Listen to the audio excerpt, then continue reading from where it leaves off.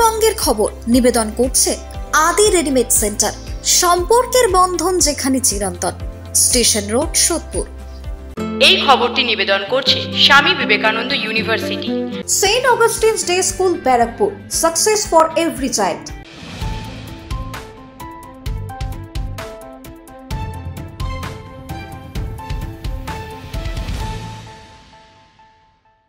নমস্কার, আপনারা দেখছেন নিউজ বঙ্গ টাইম। 7টায় বঙ্গের খবর নিয়ে আপনাদের সাথে আমি শ্রেয়া।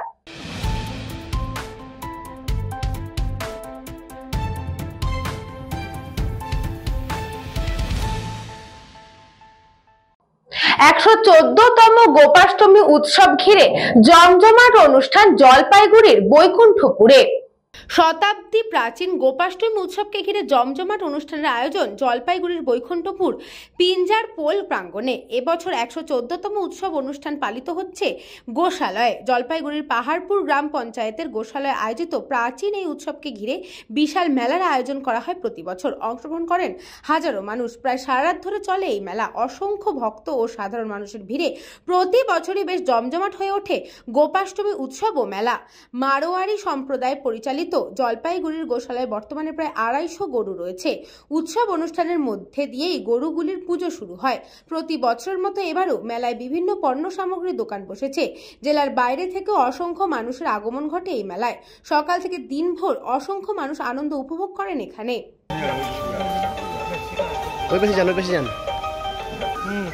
ঠিক আছে।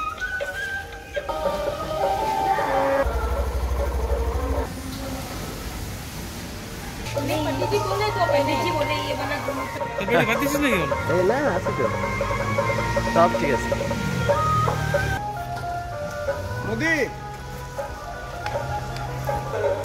থাকবে এবং বাইরের থেকে যে আমাদের সঙ্গীত শিল্পী এবং নৃত্যনাটিকার যে গ্রুপ যে আছে তারা আসবে এবং সেখানে সঙ্গীত পরিবেশন এবং ঠাকুরের ভজন সন্ধ্যার উপর গোমাতার উপর আমরা একটা এই অধিবেশন রেখেছি।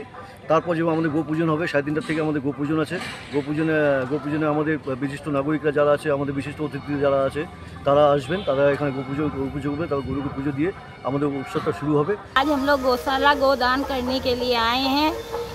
समस्त परिवार सहित गौशाला में हम लोगों ने गाय का दान किया है और हमें बहुत अच्छा लगा यहाँ आके।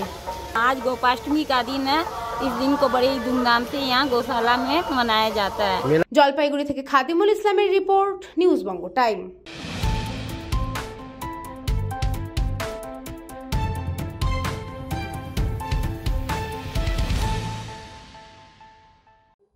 রামপুরহাট থানার পুলিশের অভিযানে বীরভূমে বিপুল পরিমাণ বিস্ফোরক উদ্ধার।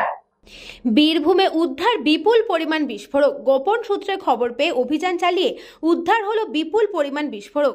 এদিন রামপুরহাট থানার পুলিশ গোপন সূত্রে খবর পেয়ে জামকান্দর রায়পাড়া এলাকায় এক পরিত্যক্ত বাড়িতে তল্লাশি চালিয়ে এই বিপুল পরিমাণ বিস্ফোরক উদ্ধার করে। পুলিশ সূত্রে জানা গেছে, উদ্ধার হওয়া সামগ্রীর মধ্যে রয়েছে 54 বস্তা অ্যামোনিয়াম নাইট্রেট, 3 বস্তা ভর্তি 790 পিস জিলেটিন স্টিক, একটি ব্যাগে 1700টি ডিটোনেটর এবং 4টি প্লাস্টিকের বস্তায় প্রায় 300 মিটার করে লাল রঙের ইনসুলেটেড তারের 16টি রোল। পুরো ঘটনার তদন্ত শুরু করেছে রামপুরহাট থানার পুলিশ। উদ্ধার হওয়া বিস্ফোরক কী উদ্দেশ্য এবং কারা সেখানে রেখেছিল তা জানার চেষ্টা চলছে।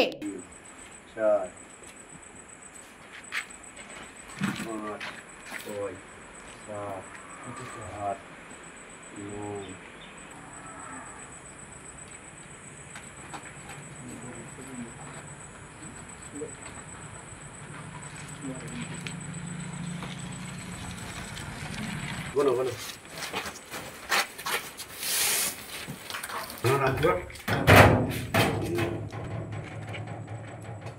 मोबाइल नंबर আছে আপনার?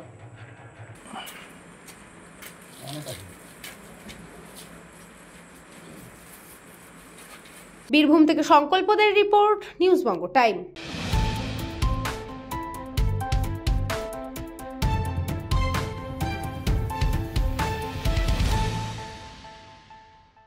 বিশ্বের সবচেয়ে বড় জগদ্ধাত্রী ছিল ট্যাগলাইন। চন্দননগরের কানাইলাল পল্লীর সেই পুজো মণ্ডপ হুড়মুড়িয়ে ভেঙে পড়ায় আহত বহু। উদ্দেশ্য ছিল দর্শকদের চমকে দেওয়া, আর সেই চমক দিতেই প্রায় 70 ফুটের পুজো মণ্ডপ তৈরি করেছিল কানাইলাল পল্লী। মণ্ডপের সামনে ফাইবারের জগদ্ধাত্রী তৈরি করা হয়েছিল। খুব বেশি উচ্চতা হওয়ায় হালকা হাওয়াতেই উল্টে পড়ে মণ্ডপ। সেই সময় দর্শনার্থী ছিলেন মণ্ডপে, আহত হন। মণ্ডপের তলায় আর কেউ চাপা পড়ে আছে কিনা তা দেখে পুলিশ। খবর পেয়ে পুলিশ আধিকারিকরা ঘটনাস্থলে পৌঁছন। আহতদের উদ্ধার করে চন্দননগর হাসপাতালে পাঠানো হয়।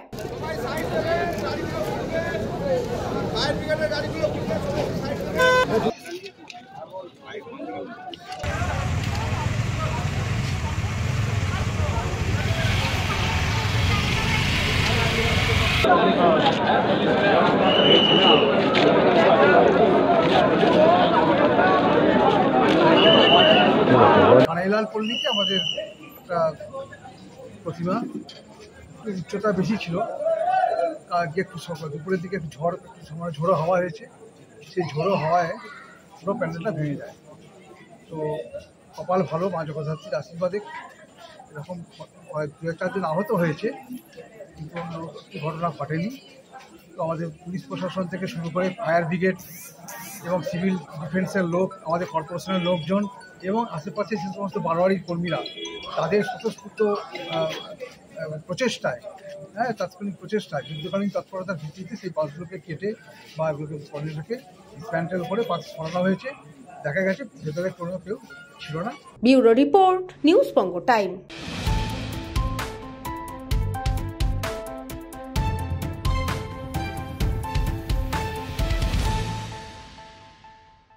সময় এখন একটা ছোট্ট বিজ্ঞাপন বিরতির।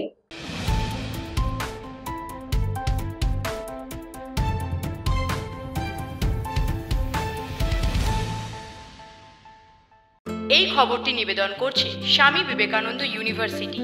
আপনার সন্তানের স্বপ্নের ভবিষ্যৎ গড়ে তোলার একমাত্র সঠিক ঠিকানা। যোগাযোগ 7044086270। St. Augustine's Day School, Barakpur. Success for every child. Admission open session 2026 to 2027. Contact number 9007934555. পুরীর খাজা মানে আদি নৃসিংহ সুইটসের খাজা। স্বর্গদুয়ার থেকে মন্দিরে যাওয়ার রাস্তায় পিপি প্যালেসের বিপরীতে মিলবে খাজার খাজানা, আদি নৃসিংহ সুইটস।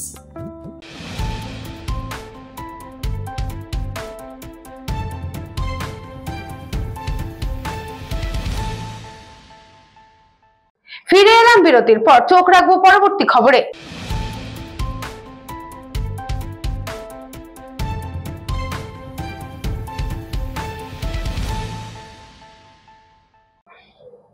বাড়ির পাশে খেলতে গিয়ে নিখোঁজ 3.5 বছরের শিশু, যা নিয়ে চাঞ্চল্য ছড়িয়েছে বীরভূমের ডাবুক গ্রামে। বাড়ির পাশে খেলা করতে গিয়ে নিখোঁজ হয়ে গেল 3.5 বছর বয়সী এক শিশু। ঘটনাটি ঘটেছে বীরভূমের মল্লারপুর থানার ডাবুক গ্রামে। এই ঘটনা এলাকায় তীব্র চাঞ্চল্য ছড়িয়েছে। জানা গেছে ডাবুক গ্রামের বাসিন্দা সুরমিলা বিবির 3.5 বছরের সন্তান এদিন সকাল 10টা নাগাদ বাড়ি থেকে খেলতে বেরিয়েছিল। এরপর দীর্ঘ সময় কেটে গেলেও তার আর কোনো খোঁজ মেলেনি। উদ্বিগ্ন পরিবার বহু খোঁজাখুঁজির পর দুপুর নাগাদ মল্লারপুর থানায় খবর দেয়। খবর পেয়ে পুলিশ ঘটনাস্থলে পৌঁছয় এবং নিখোঁজ শিশুর সন্ধানে তদন্ত শুরু করে। গ্রামের পুকুর ঘাট সহ সমস্ত সম্ভাব্য জায়গায় তল্লাশি চালায় পুলিশ। এমনকি ডুবুরি নামিয়ে গ্রামের পুকুরগুলিতেও চালানো হয় নিবিড় তল্লাশি। কিন্তু সকাল থেকে রাত্রি গড়িয়ে গেলেও ওই বাচ্চাটির খোঁজ পাওয়া যায় না। অন্যদিকে এই ঘটনায় মাত্র 2 দিন আগে তারাপীঠ থানায় এলাকার 9 বছরের একটি শিশু নিখোঁজ হয়ে যায়।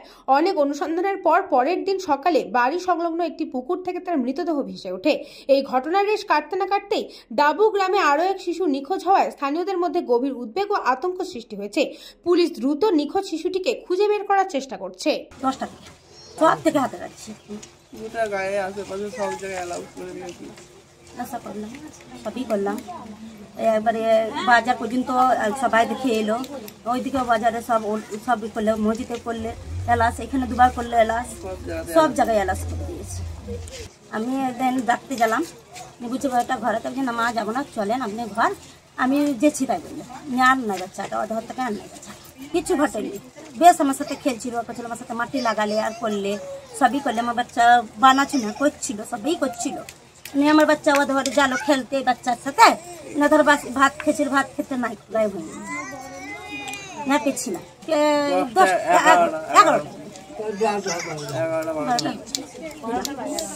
কেন দিলাম যে বাচ্চাটা পেয়েছি না দিলাম তাই। বীরভূম থেকে সংকল্পদের রিপোর্ট, নিউজ বঙ্গ টাইম।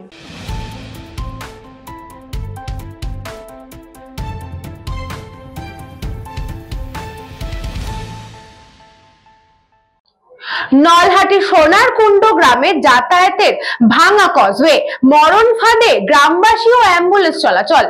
বীরভূমের নলহাটি থানার অন্তর্গত সোনারকুণ্ড গ্রাম এখন আতঙ্কের আরেক নাম। সোনারকুণ্ড সংলগ্ন কজওয়ে, ভাঙাচোরা এই কজওয়েটি এখন রূপ নিয়েছে এক ভয়ঙ্কর মরণ ফাঁদে।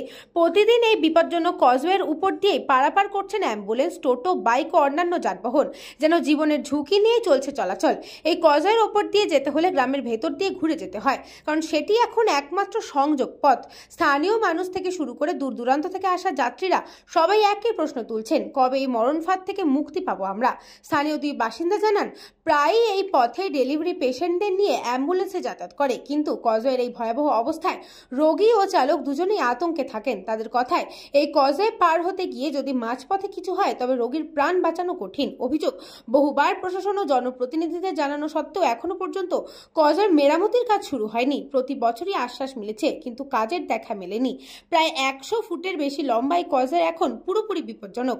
অনেকেই বাধ্য হয়ে ঘুরপথে প্রায় 2 কিলোমিটার অতিরিক্ত পথ অতিক্রম করছেন। স্থানীয়দের একটাই অনুরোধ, আমরা কবে নিরাপদ পথে চলতে পারবো।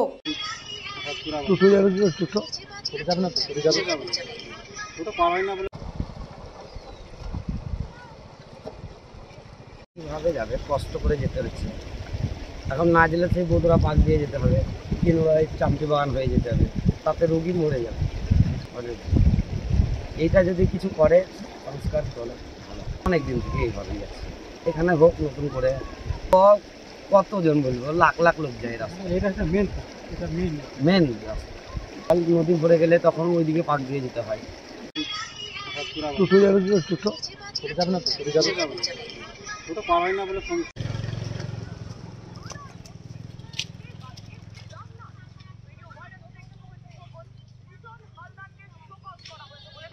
বীরভূম থেকে সংকল্পদের রিপোর্ট, নিউজ বঙ্গ টাইম।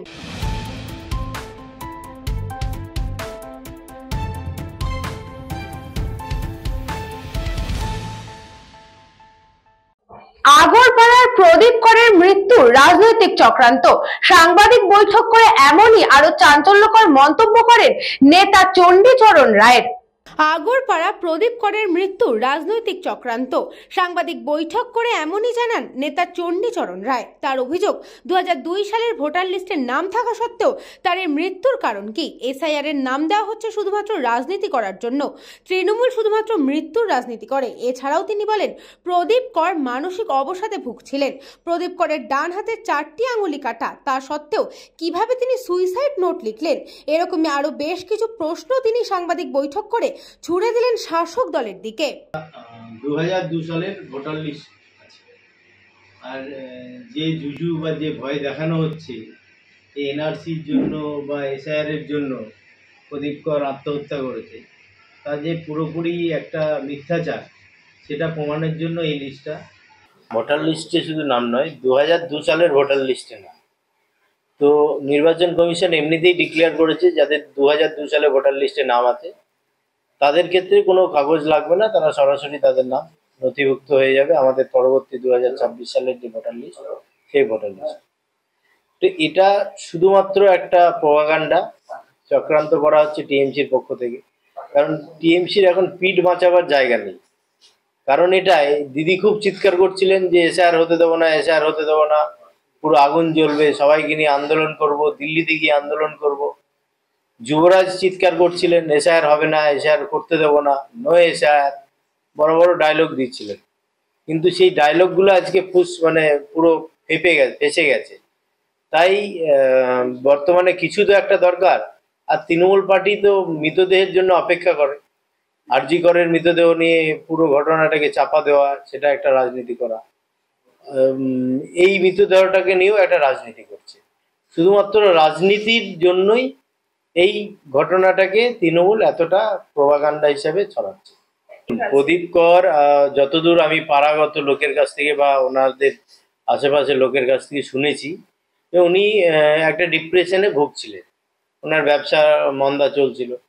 তো যার যে কিছুদিন আগে কালী পুজোতেও পুজোর ভাসানেও আনন্দ করেছেন, তা হঠাৎ করে তিনি মারা যাবেন কেন? আর এসআইআরের কথা শুধু আজ চলছে বা এনআরসির কথা আজকেই শুরু হয়েছে এরকম তো নয়। তো ওখান থেকে একটা মোড় ঘুরিয়ে দেওয়ার জন্য, মৃতদেহকে নিয়ে রাজনীতি করার জন্য টিএমসি এই কাজটা করেছে। এবং আমি তো বলবো যে যে হাতে লেখা আছে সেটা তদন্ত, সঠিক তদন্ত হোক আর তদন্তে বেরিয়ে আসুক যে কি আছে। শুনেছি ওনার ভগ্নিপতি বলেছেন, আপনাদের সংবাদ মাধ্যমের মাধ্যমেই শুনেছি যে ওই প্রদীপ কর যিনি আছেন ওনার ডান হাতের 4টে আঙুল কাটা আছে। তো উনি কীভাবে লেখার বিষয়ে পারদর্শী হলেন এতটা যে উনি সুইসাইড নোট লিখে রেখে চলে গেলেন, আর কেউ দেখলো না, পুলিশের নজরেই পড়লো সুইসাইড নোটটা।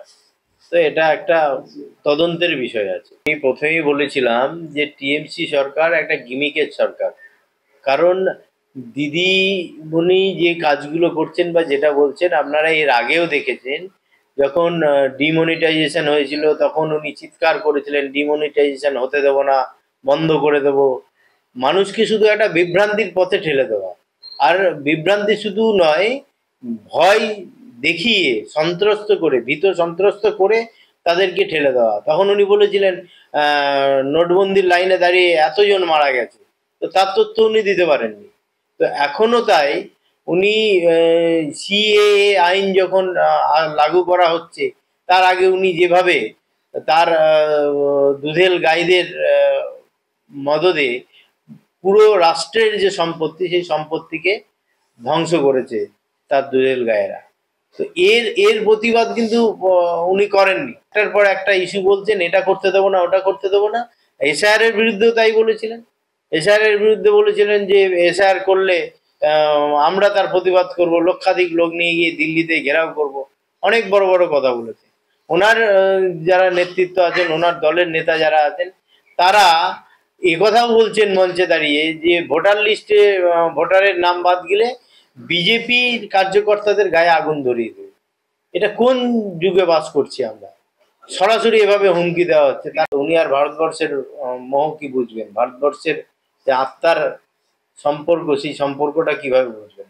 তো আমি আজকে প্রথম যে স্টেপ, এটা এই প্রেস বাইটের মাধ্যমে পশ্চিমবঙ্গকে জানাতে চাইছি যে সর্বৈব মিথ্যাভাবে যে ঘটনাটাকে তুলে আনা হচ্ছে।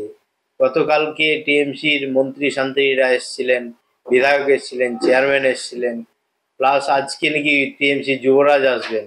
তো এই যে একটা অপপ্রচার করার চেষ্টা হচ্ছে, সেইটার বিরুদ্ধে জনগণকে জানানোর জন্যই আমার আজকের এই প্রেস বার্তা। এবং জনগণও এটা বোঝেন যে টিএমসি যেভাবে প্রত্যেকটা ইস্যু নিয়ে একটা মিথ্যাচার করে এবং সেটাকে ঢাকা দেওয়ার জন্য আর একটা নতুন ইস্যু তৈরি করে। তো ওনারা নতুন ইস্যু খুঁজছিলেন, সেই নতুন ইস্যু নিয়েই ওনারা মৃতদেহ নিয়েই সেই জায়গা তৈরি করছে। কৃষ্ণা পালিতের রিপোর্ট, নিউজ বঙ্গ টাইম।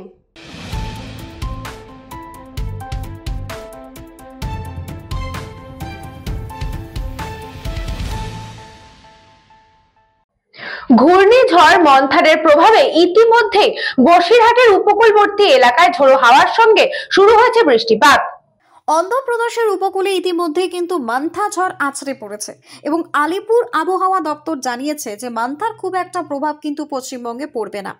উপকূলবর্তী এলাকাগুলিতে পশ্চিমবঙ্গের ঝোড়ো হাওয়ার সঙ্গে বজ্রবিদ্যুৎ সহ বৃষ্টি হতে পারে। ইতিমধ্যে মান্থার প্রভাবে বসিরহাটের উপকূলবর্তী বিস্তীর্ণ এলাকা জুড়ে বিভিন্ন জায়গায় মেঘলা আকাশ এবং অন্ধকারাচ্ছন্ন হয়ে এসেছে এবং প্রবল বর্ষণও কিন্তু শুরু হয়েছে। ইতিমধ্যে সুন্দরবনের সন্দেশখালী সহ বসিরহাটের বিভিন্ন জায়গাতেও কিন্তু একই পরিস্থিতি। মূলত মান্থা আছড়ে পড়ার ফলে কিন্তু বা আছড়ে পড়ার পর কিন্তু ধীরে ধীরে সমুদ্র উত্তাল হয়েছে। পাশাপাশি রাজ্যের দীঘা সহ বিভিন্ন উপকূল যে এলাকাগুলো রয়েছে এবং সীমান্ত থেকে সুন্দরবন বেশ কিছু জায়গায় কিন্তু তার প্রভাব পড়েছে এবং তার জন্য ইতিমধ্যে কিন্তু একদিকে প্রশাসন এবং অন্যদিকে কৃষকরা কিন্তু সবজি ফসল ঘরে তুলতে শুরু করেছেন এবং ধান চাষিরা কিন্তু রীতিমতো চিন্তাতেও রয়েছে। মূলত যে সমস্ত নদীমাতৃক এলাকাগুলো রয়েছে সেই সমস্ত নদীমাতৃক এলাকার মধ্যে কিন্তু ইতিমধ্যেই তোড়জোড়ও শুরু হয়ে গিয়েছে।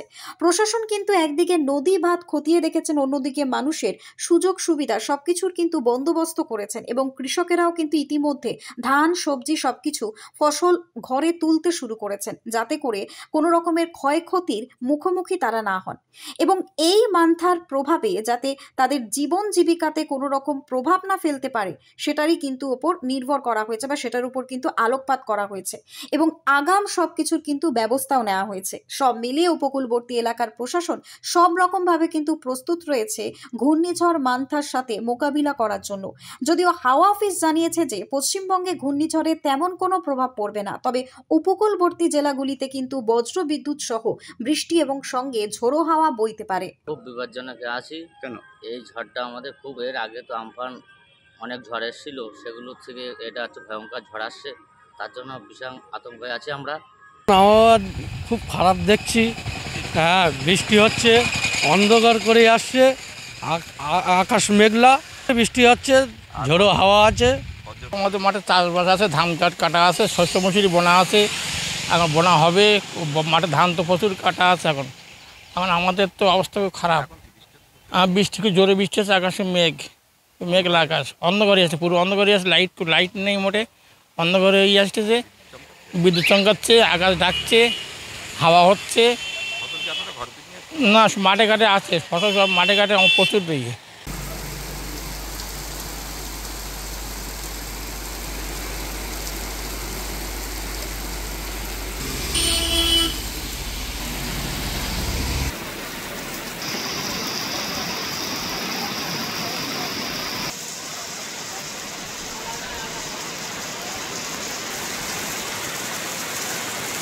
ব্যুরো রিপোর্ট, নিউজ বঙ্গ টাইম।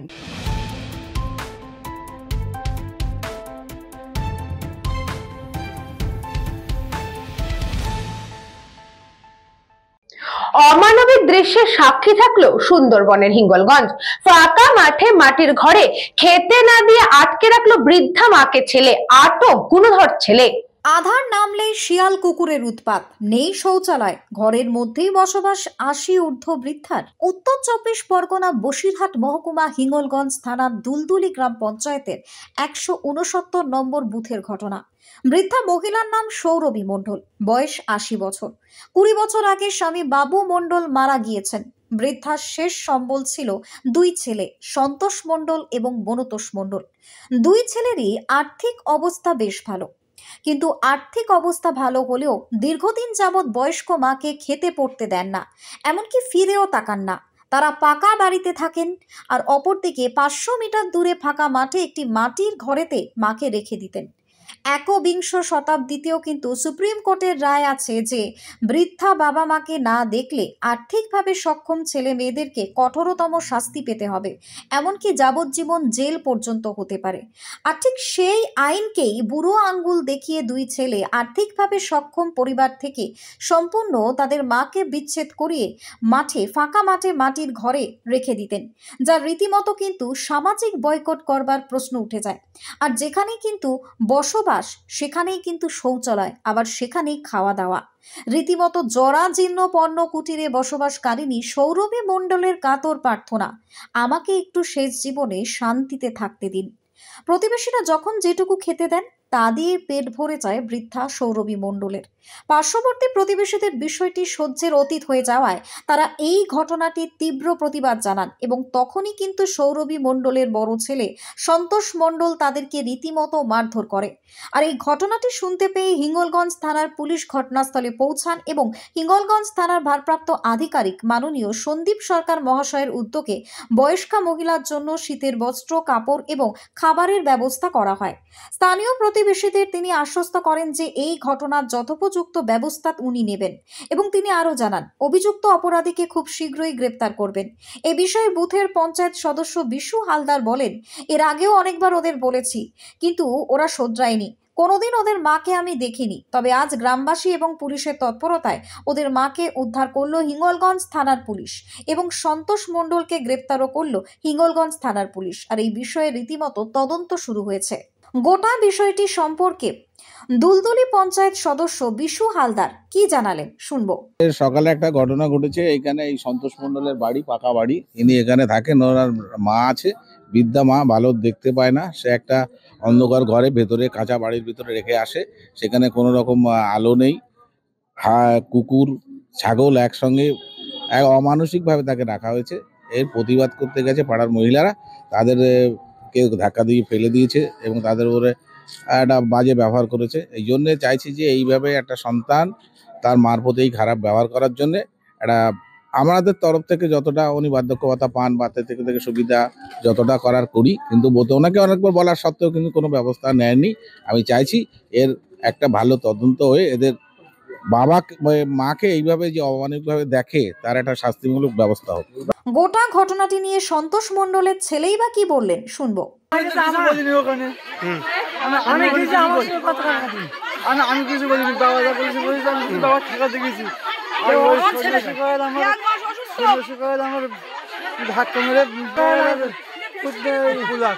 আমরা খাতে দেয়নি, পড়তে দেয়নি, কিছু দেয়নি, তাহলে কি করে হয়? তাহলে আমার মেয়ের বাসার কথা বলতে ওরা বাজার থেকে আমাদের ওরা তো আক্রমণ করার কি দরকার আছে? আমরা তো আমাদের সেবা করে। এই অমানবিক ঘটনা সম্পর্কে গ্রামবাসীরা কি জানালেন শুনবো। আমরা সে গামলাটা ধোয় না, কুকুর গায়ে একধারে ওই বুড়িটা খায়। আমরা দেখি এটা দুলদুলি 169 নম্বর বুথ। ওরা বললো তোরা একটা ব্যবস্থা কর। আমাদের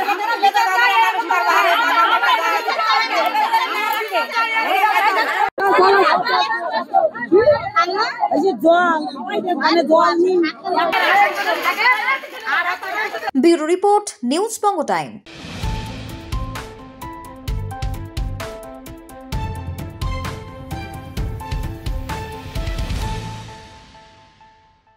সাতটায় বঙ্গের খবর আজকে এই পর্যন্তই। দেখতে থাকুন নিউজ বঙ্গ টাইম, খবর যেখানে আমরা সেখানে।